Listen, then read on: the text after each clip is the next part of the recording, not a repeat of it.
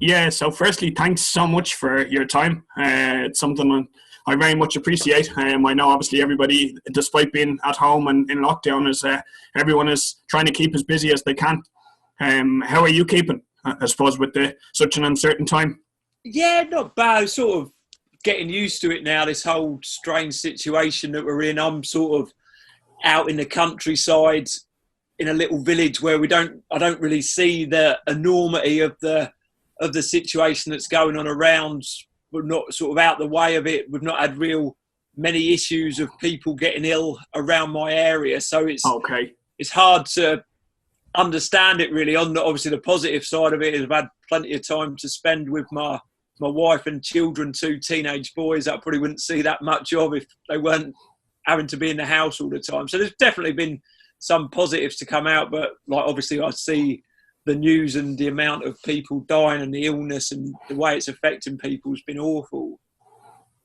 Of course, and just with regards to, I suppose, obviously health is the first priority when something like this happens. But just with regards to, in terms of football, I suppose, the whole Project Restart, and obviously I'm based in Dublin, but I suppose Sky Sports News is something that's on the telly most of the day. But I suppose, do you think it's something that we can do, I suppose, if like without a vaccine? I find it hard to see how it is going. I don't get me wrong, I'm by no means an expert and don't really know the ins and outs of it. Mm-hmm. But to see what's going on in all other aspects of the country and the world, I find it hard how sort of we're not as far along as a lot of other countries, and the talk of restarting so quickly does seem strange. But I'm sure that it wouldn't happen, or the Premier League, the government wouldn't let it happen if there was real danger involved in it. But I don't really see how there can't be if obviously football players are going to be quite close to each other and the rest of the country is supposed to be social distancing. I don't really understand how it could work. Yeah, because I know over here in Ireland we have the GAA. I don't know if you're familiar with it, but it's just an amateur sport. But I suppose they're set to lose. It's only small fish, you know what I mean, compared to the Premier League and stuff. But they're set to lose. They announced yesterday 50 million.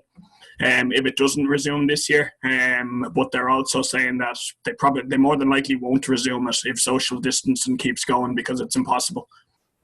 Yeah, and like obviously the Premier League, it's not short of a few quid. I know that. Obviously, it's the bigger it is, the more it's going to lose. But probably the biggest concern I've got as a football fan is what happens below that in the lower leagues, where there's no chance of Leagues 1 and 2 carrying on this season because it just won't happen. And then what do we come back to after that is a concern, because it does worry me how these clubs can keep going, a lot of them. So it's strange, uncertain times at the moment, that's for sure. And that's something, I suppose, that you've almost answered my next question. The lower leagues, it's as like the Premier League has a lot of money, and despite the money they have, I suppose it is affecting them the same way as it's affecting everybody. But the lower leagues, it's crucial that, I suppose, something happens. Yeah, and there has to be some support come from somewhere. Obviously, it would probably be more likely that could happen if the Premier League did start again, because obviously the huge amount of money that had come back into the game from TV rights and whatever, then perhaps they could support the lower leagues. But it's so up in the air at the moment. I don't think anyone's got any real idea of what's going to happen. From a personal sort of viewing point of view, I think the whole country, the whole world would love to see football played again, because we're stuck at home with something to watch on the telly. But we need something to watch. Exactly, but then at the same time, of course, it has to be safe. Of course, and the idea of playing behind closed doors, I know, obviously, I suppose as a journalist, it would be strange, and it's not something that I've ever covered. It's not something that I've ever been a part of, but is that something that you ever came across in your time playing football? No, I think I played a few behind closed doors games in stadiums in my time as a footballer, where obviously it doesn't seem the same. You still take the game seriously, and it would be interesting to see. Obviously, it's happened a few times anyway in the Champions League games when a game's been forced to play high score. I think even England once. It just seems there's no atmosphere whatsoever. That's all. You can hear the players shouting to each other and that sort of thing. So it must be quite surreal, I suppose. It's not what, when you think of football, you think of obviously fans and passion and chants and everything that comes with it, I suppose. But and even the build-up, I suppose, before the game, outside the ground and that. But I suppose the main thing is that we just get the product of football back. Yeah, I think that's how it's going to be for a little while. I'm sure all football's going to have to be played without crowd or a limited crowd going in. So be interesting to see like they talk about the new normal. What is the new normal? And I'm sure the new normal for a period of time anyway is going to be football games, as strange as it will seem, without a crowd in the stadium watching. Of course, and just going back to the lower league clubs, like when match day revenue, I suppose, and ticket sales and that is such a huge part of it. Is it realistic for them to play behind closed doors, or do they need to just, I suppose, try and survive and get assistance until they can get fans back in the stadium?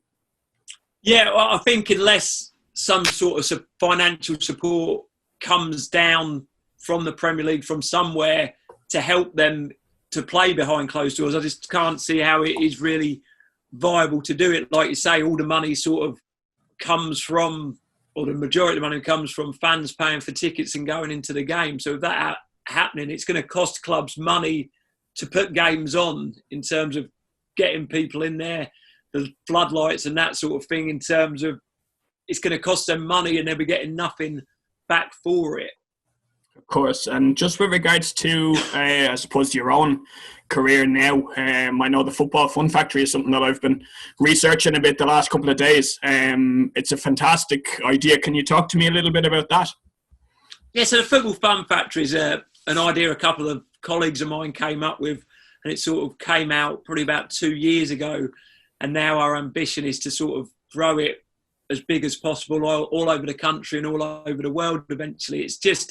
It's purely about kids having fun playing football. There's no sort of, it's not a development centre where we're going to get you into a professional football club or anything like that. It's purely about boys and girls of all ages and abilities, from age 2 up to age 12, of just having that first involvement in football that's fun, something where we can help children fall in love with this incredible game and something that they can love forever. There's not going to be anything at the end of it in terms of being a brilliant footballer and becoming a professional, but it is a chance to just have fun and enjoy the game, really. That seems to be something, I suppose, it would be something it's important that we get more of, because I know even over here from, I suppose, the League of Ireland and more so in the GAA, there seems to be an awful lot of, like, the underage GAA teams here are in the gym just as much as the senior teams. The fun has been almost taken out of it from a very, very young age.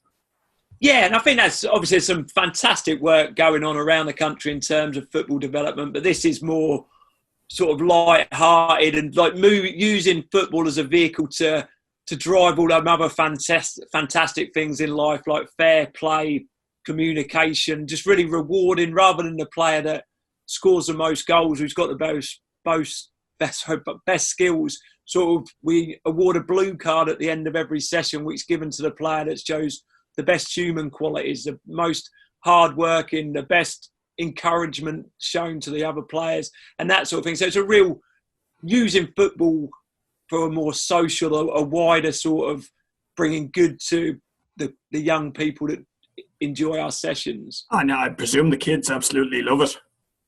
The kids in like is so far removed from anything that I've ever done before, in terms of I've always been involved in sort of elite football and playing in professional clubs as a child, then as a professional footballer, then as a coach with elite players in academy football, which was obviously great. But it's something for a wider audience, whereas sort of there's that 1% or even less than that will end up becoming a professional football. This is for the other 99% that it is just a social thing, and it's just an opportunity to have fun doing something that most of us love. And is that channel true, I suppose, in feedback from parents? Because I know, obviously, I suppose now I'm not a parent yet, hopefully someday, but has that, I know there is a lot of kids that maybe, I suppose, feel that they may not be able to get involved, or they feel they may not have the confidence to get involved because they're not at that elite level. But this is obviously an opportunity for everybody to get involved. Yeah, definitely. This is an opportunity for people that have never been involved in football, or they might be a really good player. Our coaches it's their challenge to sort of manage the difference, because there's going to be some good players, some players that have just come for their first ever training session. We sort of judge our sessions when everyone leaves that they've got a smile on their face and they're looking forward to coming back to play football. I've sort of gone through my coaching qualifications, done UEFA licence, advanced youth ward for my job in an academy, and now I do sessions with little children from the ages of 2 to 4, where all of that really goes out the window, and you sort of sit them all down, tell them what you do and tell them what you want them to do. Then they're just picking the cones up, but then what they're doing, they're having fun. There's no sort of technical detail that goes into it. It's purely about trying to have that first involvement in football being something that they enjoy doing and they want to keep on doing. And you've mentioned, I suppose, the fantastic work as well, not to forget that all of these academies and all of these elite coaches and stuff are doing at the different football clubs. But do you think at that level what you're doing has been taken out of it a little bit too much? Or do you think, I suppose, they're two separate areas? I think it can be. It is a separate area. I think the enjoyment can be taken out a little bit in that elite level when some players and their parents, it's all about that. If all they care about is the end goal of becoming a professional footballer, then I do think that a lot of the enjoyment's taken out of it. Because I think the whole enjoyment is the journey and having the opportunity to play in a fantastic environment with other really good players from around the area. And if it's about is becoming a professional footballer, and it's not about the other fantastic work that goes on, I think it is hard to keep that enjoyment for the game. And do you think, I suppose, with how global football has gone, it's obviously extremely difficult, or a lot harder than it may have been, I suppose, 40, 50 years ago to reach that elite level, because rather than just competing against people in your own country, you're now competing against players from all over the world. Yeah, definitely. I think the whole fact of becoming a football gets harder and harder because more and more people want to do it. Even from the time when I became a footballer, obviously looking at it now, it seems to me like the ability of the players, like everything has gone up more, the athleticism, they're bigger, stronger. It seems to get that minority of people that can do it now have to have sort of a little bit of everything to play at any level of the game, really. And just back to you, I suppose, your own career. I'm a Man United fan myself, but just as a youth at Man United, what was that like? Was that, I suppose, like, how did you get into there? Or can you bring me back to that a little bit?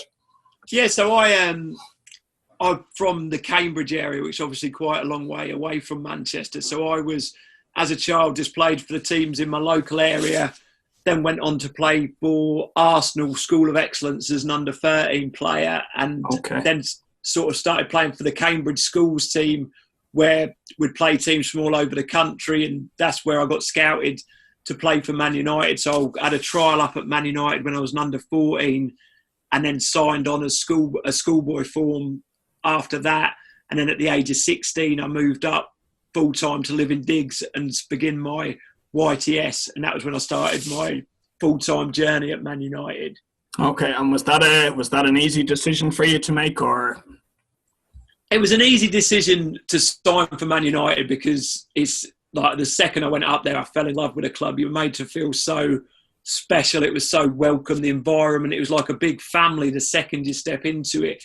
There was a bit of trepidation, like as it got nearer to getting my scholarship and moving up there, because obviously the day after I'd left school, I think it was time to move up there. So I remember the early days, the first maybe 2-3 months, there was times when I'd phone my mum in tears because I was homesick and just missing the home comforts, like this, the whole enormity of leaving home so early sort of hit home. But sort of got through that, and then I think them years as a youth team player, just you sort of that buzz of doing what you, from going into school, doing lessons you weren't really interested in, to just your whole life was football, which was always a dream, really. So it was an incredible couple of years to sort of have that YTS experience at Manchester United and really loved my time there.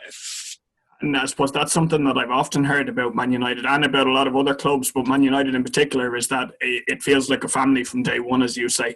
Do you think that is still there at United, or I suppose do you think as the game has gotten global, has that been lost slightly? Or I suppose obviously Ole is trying to get that back again now.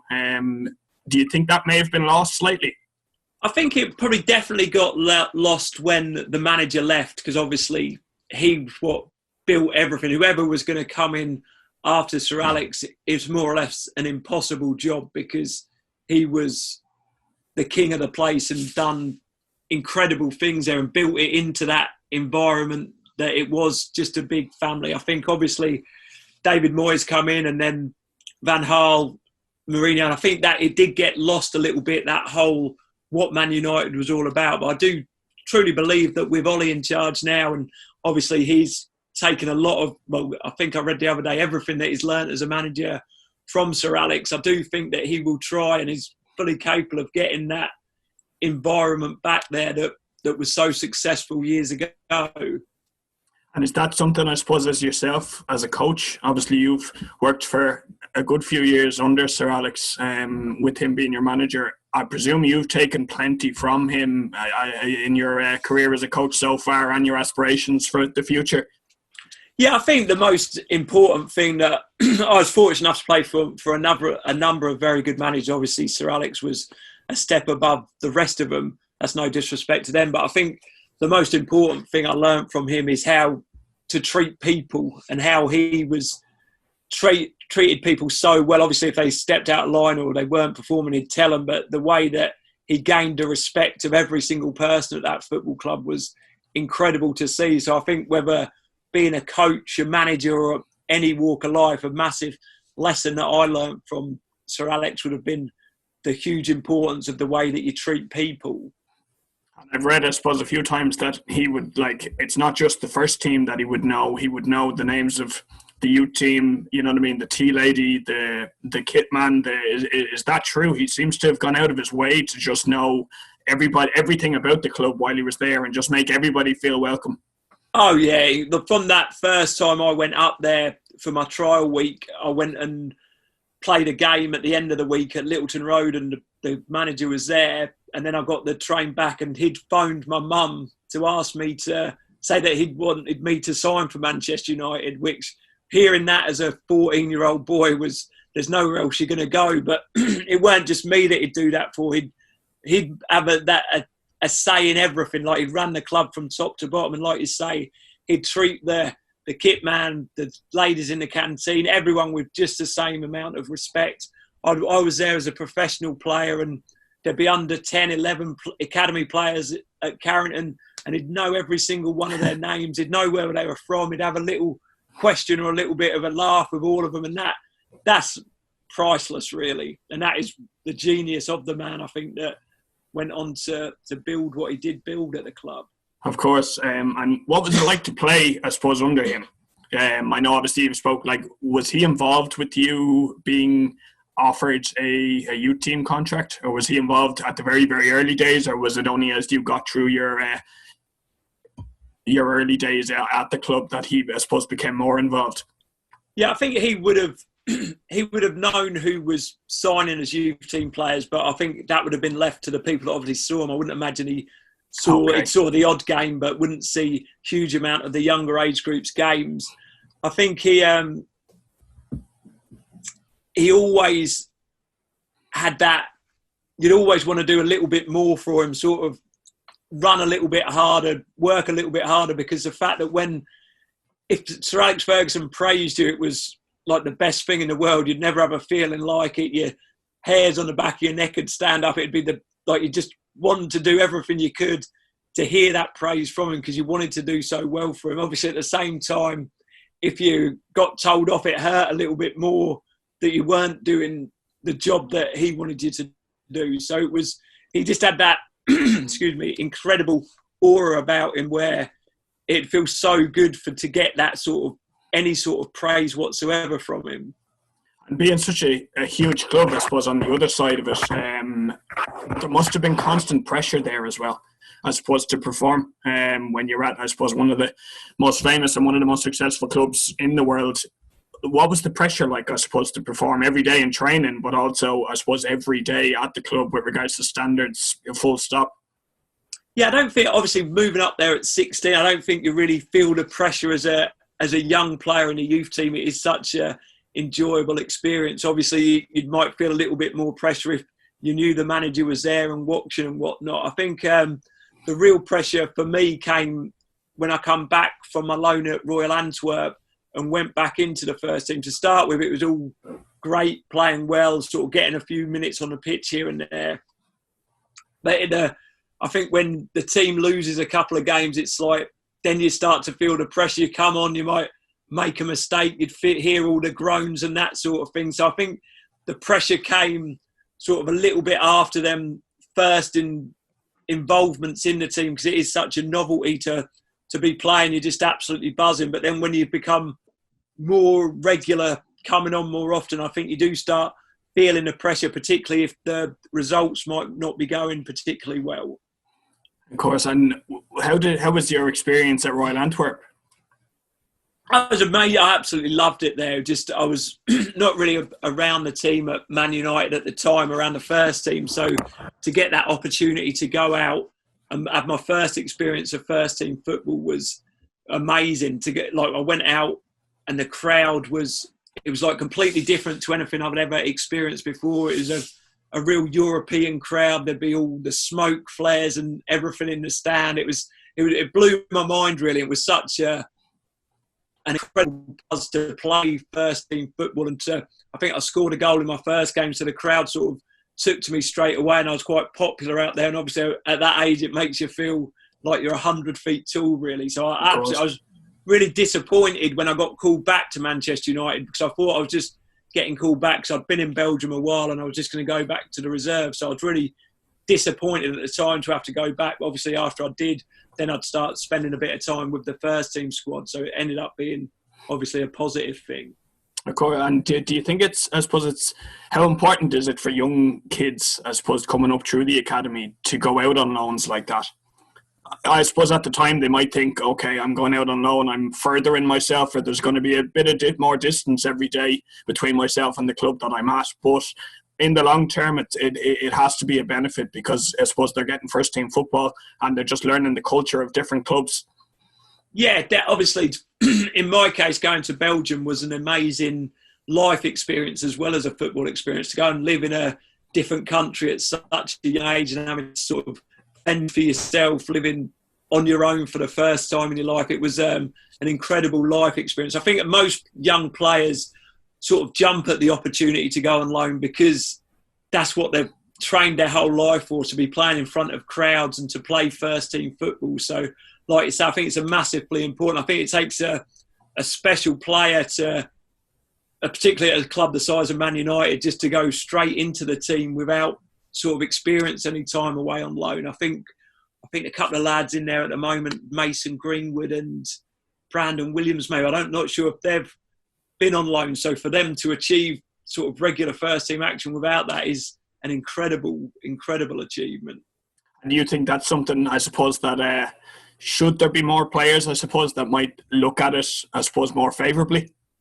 Yeah, I think everyone's obviously got their own journey. I think if you're at a big club, your Man United, your Man Cities, you've got to be an incredible player to go straight into that club and play. Like the two guys I've just mentioned, there's obviously Foden at Man City. I don't sure if he's been on loan. Trent Alexander at Liverpool, like them, but they're sort of few and far between. The majority of young players, I think the likes of Jesse Lingard, he had a number of loans away from the club. Even John O'Shea had some loans away before he had an incredible career at United. So there's a lot of players, or the majority of players, will cut their teeth at a lower club, as it were, to go back and then set their marker at big clubs.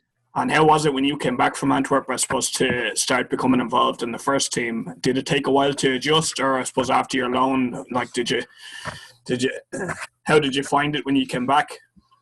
I was surprised. I was so surprised, and obviously to go thrown more or less straight back in with the first team. And because I'd done well in Belgium, I was buzzing. So I sort of delighted to go in there and sort of was on a bit of a high and really enjoyed them first experiences with the first team. It was obviously that season was really intense in terms of anything I've ever experienced before.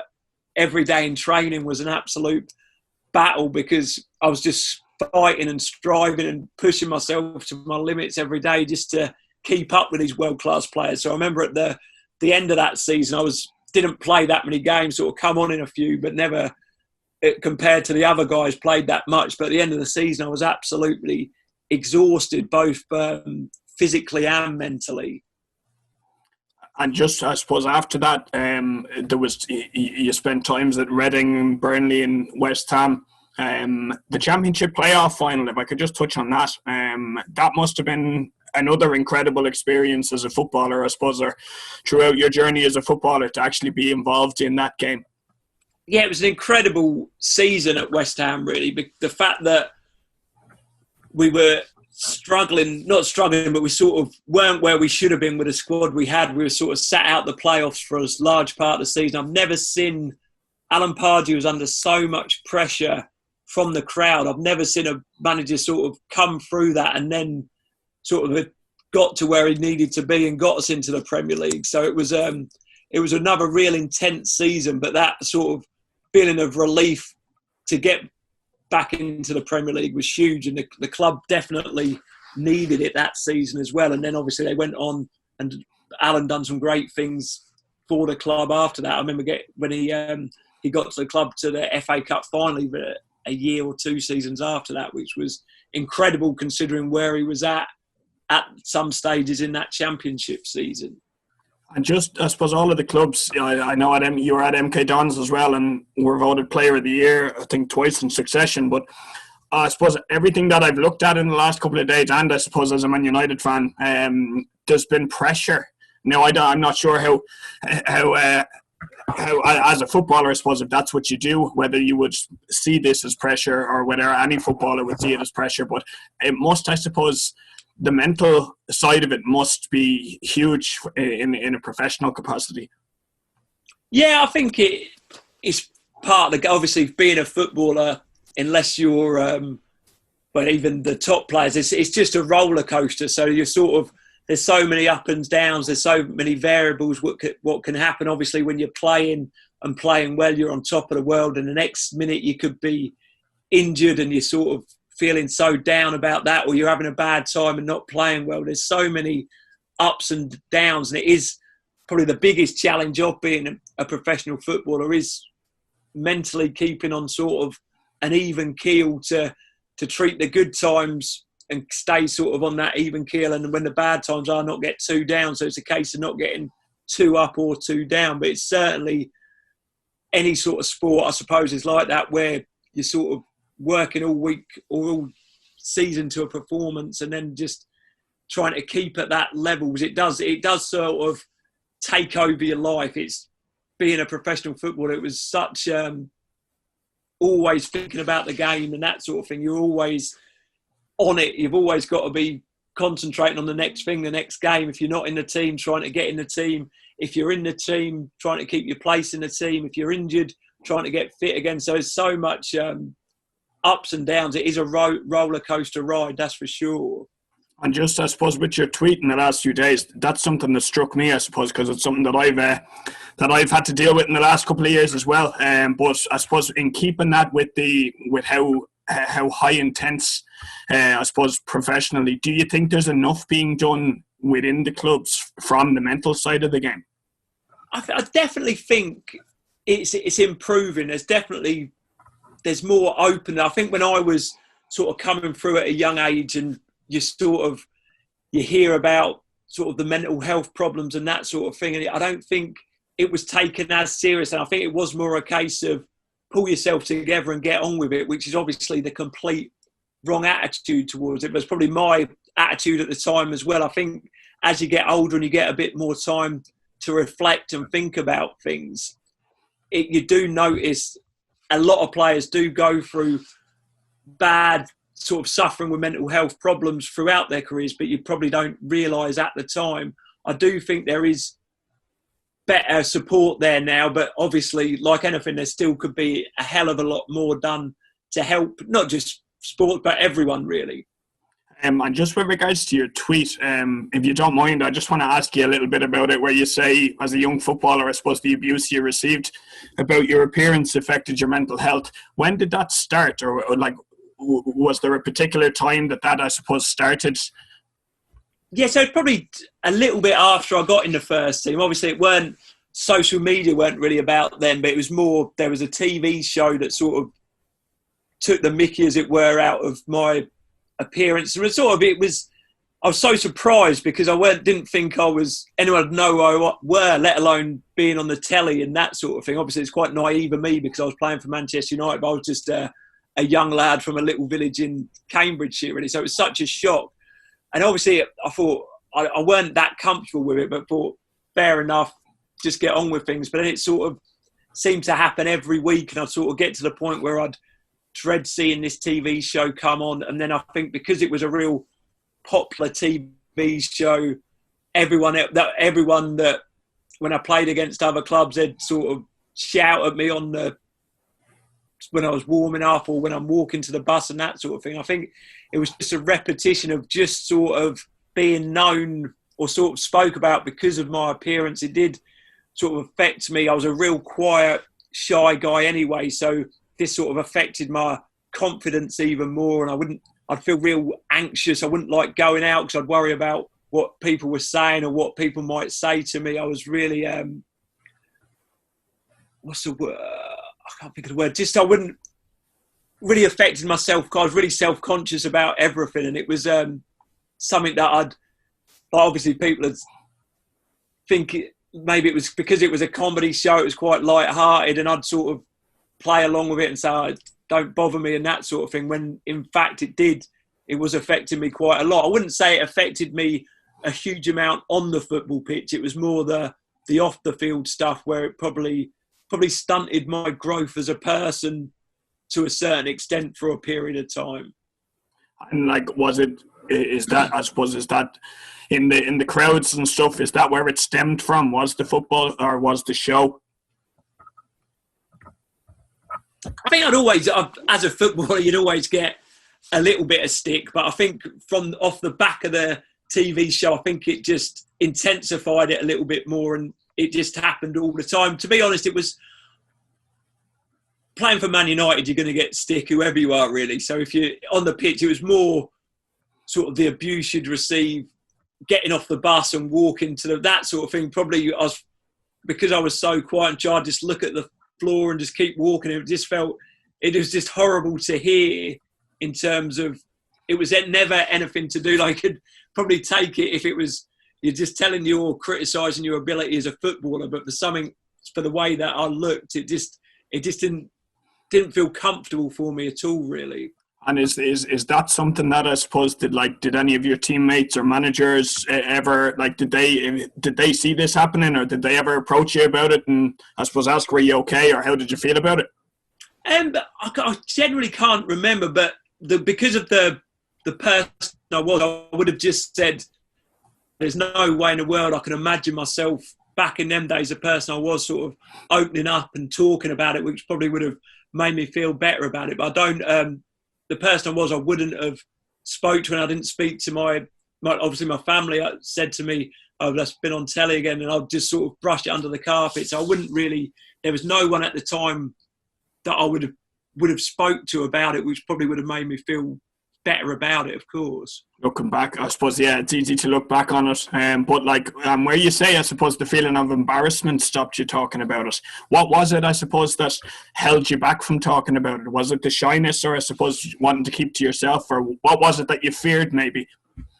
Yeah, I think obviously it was a shyness. I think as well as sort of that admitting, and like I say back then, it's probably different now, admitting sort of a weakness inside yourself by talking about it, which again is completely wrong, but was probably the way that I felt back then. I think I was also obviously a young boy in a hugely privileged position, playing for the biggest club in the world. I didn't want to sort of say that I'm not enjoying this, because I thought this is every kid's dream sort of thing. And obviously the embarrassment, because it was something that was quite childish, sort of the way that I looked, my appearance, where everyone else seemed to think it was quite funny when you sort of shouting at me and that sort of thing. I just felt really embarrassed by that to really talk about it and open up about it.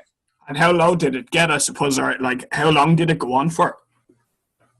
It wouldn't happen all the time. But it was after I'd played the first season at United, and then I sort of started coming out the team anyway. And then I sort of obviously grew as a more confident person. So it'd still go on throughout my career. I'd get a little bit of stick, but I could deal with it a lot better. I'd have no qualm in sort of having a smile back at someone in the crowd or having a bit of even banter with them and that sort of thing, just to brush it over, where before, where it'd make me feel bad and I'd just sort of look at the floor. I just learned to deal with things better. And obviously, once you step away from Manchester United, the sort of spotlight and the way people speak to you completely changes anyway, really. And I suppose looking back on it now, I know as we said a couple of minutes ago, it's easy to look back, but what was it, I suppose, that is there anything that you would have done differently about it with regards to, I suppose, opening up or speaking to somebody that may have helped you deal with it at that time? Yeah, I think it would definitely have helped. Of course, it would have helped if I spoke about it back at the time. But again, I think that was the person that I was back then. I wouldn't. So I think if I went back, I'd probably educate myself as a person more to understand how I'm feeling at a younger age and sort of have that ability to open myself up and not feel like it's a sign of weakness or anything like that, which probably would have made everything a lot easier for me at the time rather than keep it all bottled up inside, really. And when was it, I suppose, that you decided to speak to somebody about it? Or is that something that you've, I suppose, done for quite a while? Or like, when was it that you first decided, look, I need to speak to somebody and talk to them and open up? I think it's as the years, I think I learned to get over it myself and deal with it myself. I think now, obviously, we've had this time where with what's happening in the world, we haven't been out, and it's given us a lot of time to reflect and that sort of thing. I think now is the time where I've really thought about my life in general, really, and what different things sort of shaped me. And I think I've never really felt the need to open up. Obviously, I never thought that I'm quite new to social media. I never thought that tweet that I put out would sort of get the traction it did. But the reason I've done it was to sort of try and add some value to what I was doing. I was obviously started on there with trying to grow our business. So it was about trying to have a profile on there. But obviously this time, the business, there's nothing happening really. So it was just an opportunity where most of the stuff I'd put on social media was sort of jokey stuff. This was something more serious that might spark a bit of thought, or maybe even help someone that's read it and think they might have some problems. There's a lot of people going through problems now with this lockdown period. So they might give them the opportunity to open up, see that, and maybe spark something in them to talk about their problems maybe. Now, I suppose, how much of a relief, or how good does it feel, I suppose, now that you've actually sent that tweet, and obviously all the support, I suppose, that people have been given towards you, and also obviously, I suppose, people, I'm sure you may have got messages from people maybe opening up themselves.